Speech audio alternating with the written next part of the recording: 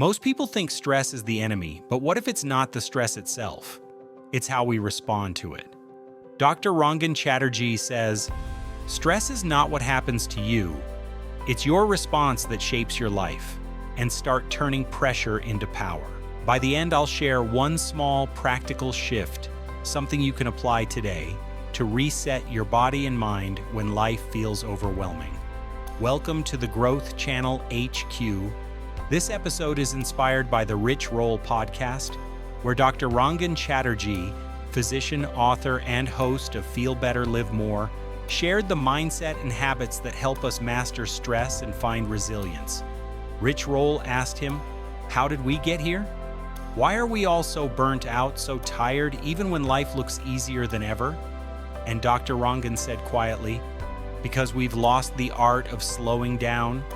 He explained that we live in a constant stress state, rushing, scrolling, reacting, and our bodies never get the signal that we're safe anymore.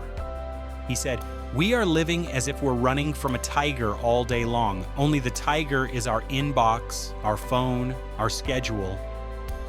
That line hit me because it's true. The danger isn't real, but our body doesn't know that.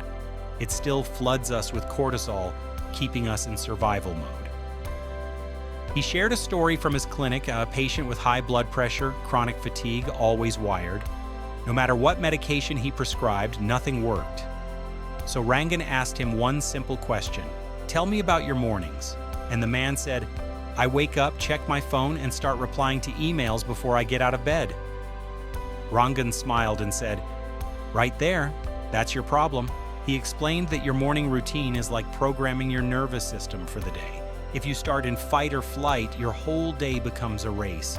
So he told his patient to leave his phone outside the bedroom and instead spend the first 15 minutes breathing, stretching, or journaling, something that brings calm. And within weeks, the man's blood pressure dropped. No new drugs, no supplements, just less stress at the start. Rangan said, "We've normalized living in chaos, but calm is a skill. You have to practice it." He also shared a concept he teaches patients called micro-stress resets. Moments of pause spread throughout the day, like a deep breath before opening an email or a short walk after a meeting. He said, "If you wait for stress to disappear before you rest, you'll wait your whole life. You have to create calm in the middle of the storm." Rich Roll called it the art of resilience, not avoiding struggle, but meeting it with awareness. He said, "That's what separates surviving from thriving, how quickly you can return to balance." And that's the truth. It's not about eliminating stress, it's about expanding your capacity to handle it. Now, I know what you're thinking. That sounds great, but I don't have time for meditation or long morning rituals. Rangan gets it. He said, "If you can't find 20 minutes, start with 2. The smallest shift is still progress. You don't need a silent retreat. You just need to interrupt the autopilot." So here's one simple habit you can try tomorrow. When you wake up, before you touch your phone, take 1 full minute to breathe deeply, 4 seconds in, 6 seconds out. That's it. It signals your brain that you are safe, and the stress cycle begins to calm. Rangan stresses that breathing is important. Use it anytime, anywhere, when you feel tension rise. It's the fastest, most accessible way to reset your state. Because resilience isn't built in calm, it's built in chaos. Every time you choose a pause over panic, you build strength. When I tried this, it felt strange at first. 1 minute of breathing. How could that change anything?